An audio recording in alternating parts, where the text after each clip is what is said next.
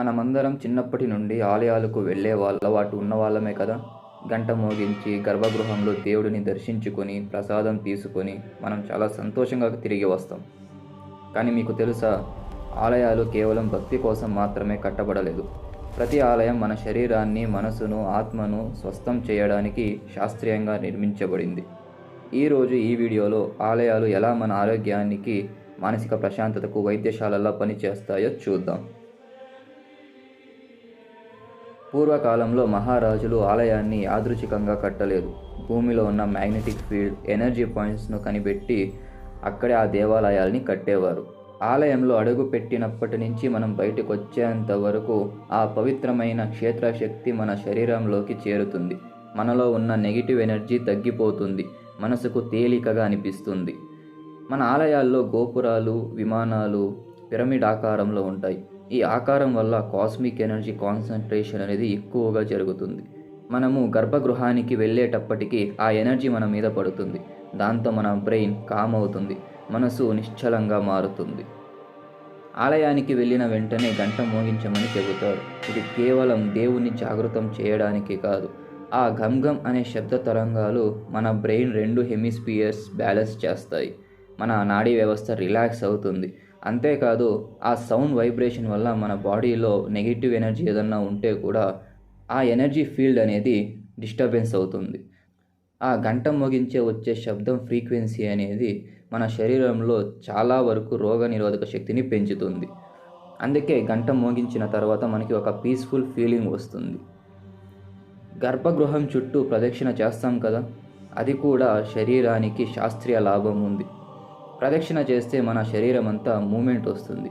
దీనివల్ల blood flow అనేది పెరుగుతుంది. ఇది ఒక రకంగా వాకింగ్ మెడిటేషన్ లాంటిది. అదే సమయంలో గర్భగృహం నుండి వెలువడే పాజిటివ్ ఎనర్జీ మన చుట్టూ తిరుగుతూ మన శరీరానికి చేరుతుంది.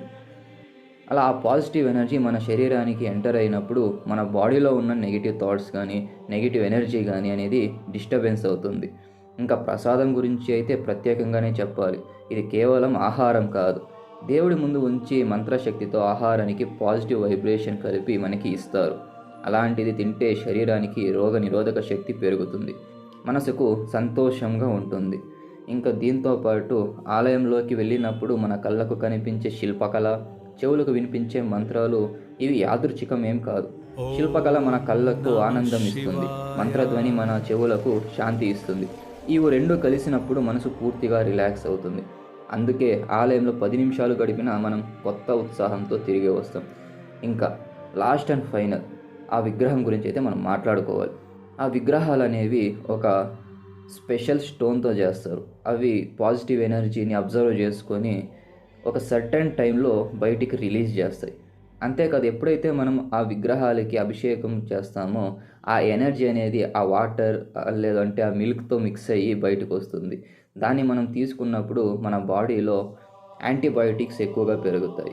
దీంతోపాటు ఎప్పుడైతే అభిషేకం చేస్తారో ఆ అభిషేకం నీళ్ళు అనేది ఆ దేవాలయం పక్కలోనే ఉన్న కోనేరులోకి వెళ్ళి చేరుతుంది. మనం ఎప్పుడైతే ఆ కోనేరులో వెళ్ళి స్నానం చేయడం కానీ, లేదు అంటే ఆ వాటర్ టచ్ చేయడం కానీ చేస్తామో కొన్ని టైప్స్ ఆఫ్ బ్యాక్టీరియా అనేది ఆ వాటర్ వల్ల చనిపోతాయి. అందుకే ఆలయాలు కేవలం పూజా స్థలాలు కావు, అవి మన శరీరం, మనసుకు, ఆత్మకు వైద్యశాలలు. వచ్చేసరి మీరు ఆలయానికి వెళ్ళినప్పుడు ఈ శాస్త్రీయ రహస్యాలను గుర్తుపెట్టుకోండి. మీరు అనుభవించే ప్రశాంతత ఎంత లోతుగా ఉంటుందో గమనించండి. జై శ్రీమన్నారాయణ, జై శ్రీ మహాదేవ్.